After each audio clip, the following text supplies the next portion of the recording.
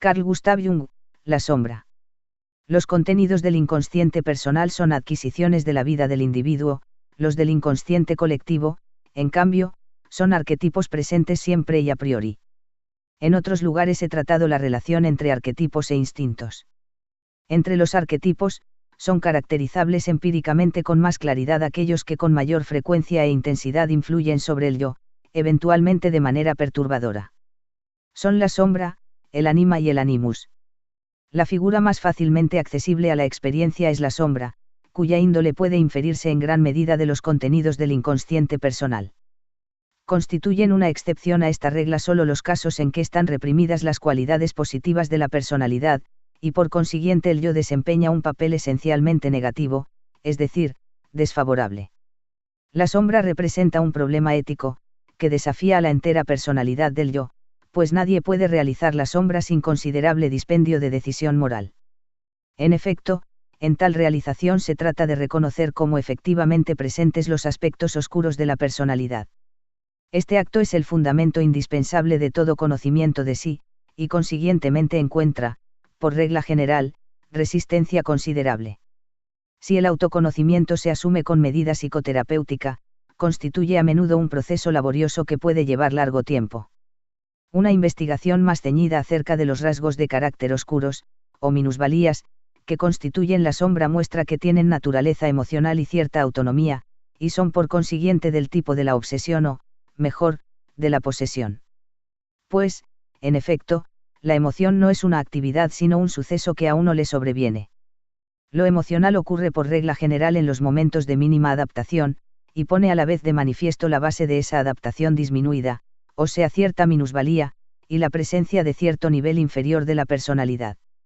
En este plano más profundo, con sus emociones poco o nada sujetas a control, uno se comporta más o menos como un primitivo, que no solo, carente de voluntad, se constituye en víctima de sus afectos, sino que además tiene aún una incapacidad notable de juicio moral.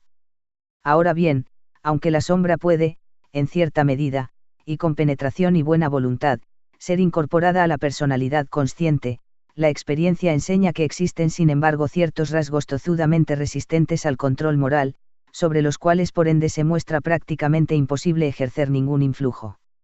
Estas resistencias están por lo general estrechamente ligadas a proyecciones, que, en cuanto tales, no son reconocidas, y cuyo reconocimiento significa una empresa moral muy por encima de las posibilidades comunes. Mientras que los rasgos propios de la sombra pueden ser reconocidos sin excesivo esfuerzo como características de la personalidad, en el caso de esos rasgos falla tanto la voluntad como la penetración, porque el fundamento de la emoción parece sin lugar a dudas situado en el otro. Para el observador objetivo puede ser de toda evidencia que se trata de proyecciones. Sin embargo, cabe poca esperanza de que el sujeto las vea. Hay que estar ya persuadido de que uno también a veces puede equivocarse, para estar dispuesto a separar del objeto las proyecciones emocionales.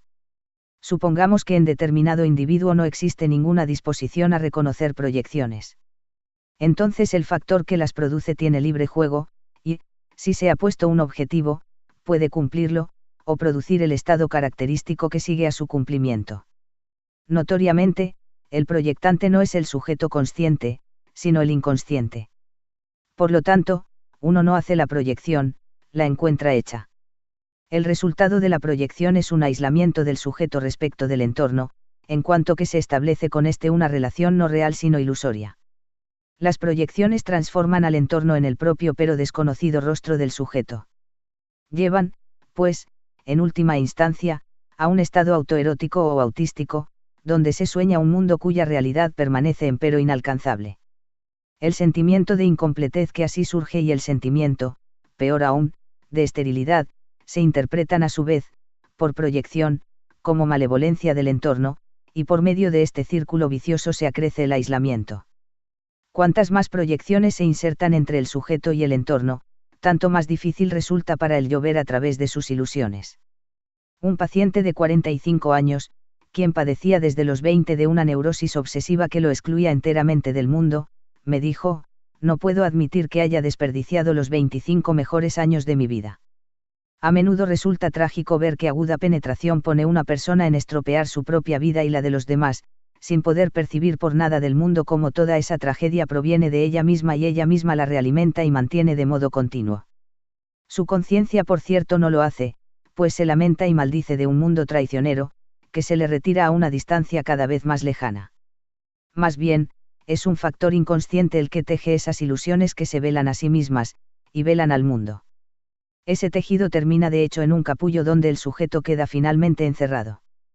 Cabría suponer que aquellas proyecciones que difícilmente o en absoluto pueden disiparse pertenezcan también al campo de la sombra, es decir, al lado negativo de la propia personalidad.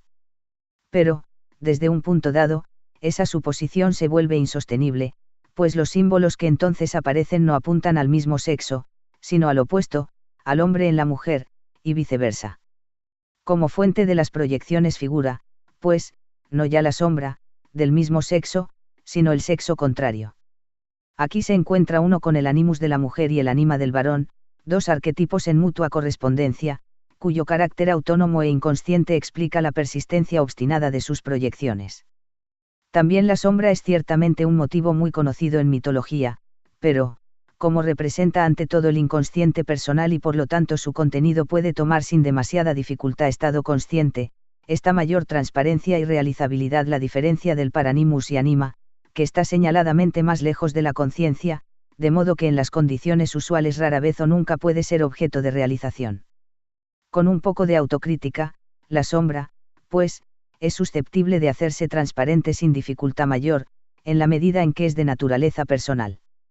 Pero, cuando aparece como arquetipo, da lugar a las mismas dificultades que el animus y el anima, dicho de otro modo, está dentro de las posibilidades que uno reconozca el mal relativo de su propia naturaleza, en cambio, constituye una experiencia tan rara como conmocionante el verse cara a cara con el mal absoluto.